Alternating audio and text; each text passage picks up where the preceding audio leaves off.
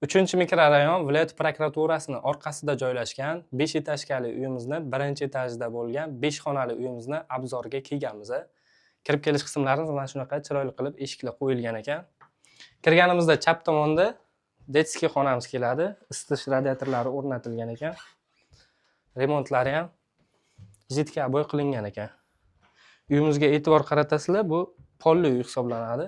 Hech qanaqangi beton uy emas.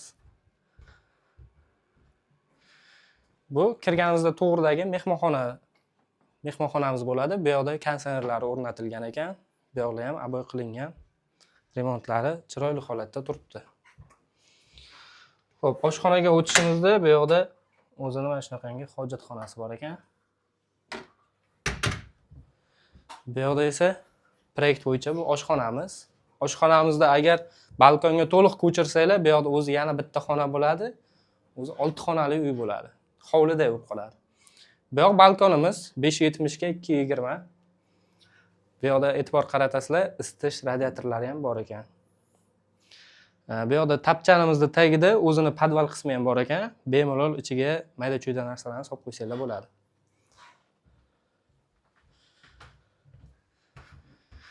Kirib kelganimizda o'ng tomonda birinchi mana to'g'ridagi xonadan boshlaymiz.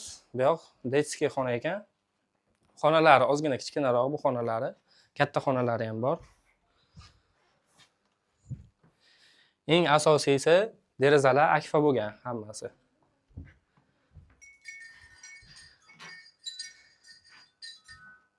Bu xonamizda spalniy qilib foydalansanglar ham bo'ladi yoki mehmonxona qilsanglar ham bo'ladi. Remontlari chiroyli ekan. Bular lekin bunaqa mo'ysha bo'y qo'yilgan ekan bu yoqlarga. Konditsionerlari ham bor.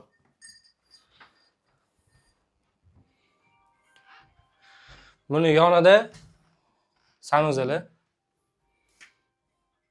Bu yoqda esa oxirgi 5-xonamiz keladi.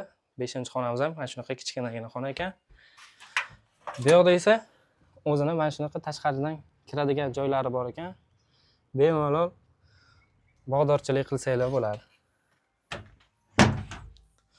Uyimizda narxi 635 million, metr kvadrati 113 metr kvadrat. Narxini yana savdolashsanglar bo'ladi. Kelib bemalol ko'rishinglar mumkin. Pastda raqamlar qoldiramiz. Telefon qilib kelib savdolashsanglar bo'ladi.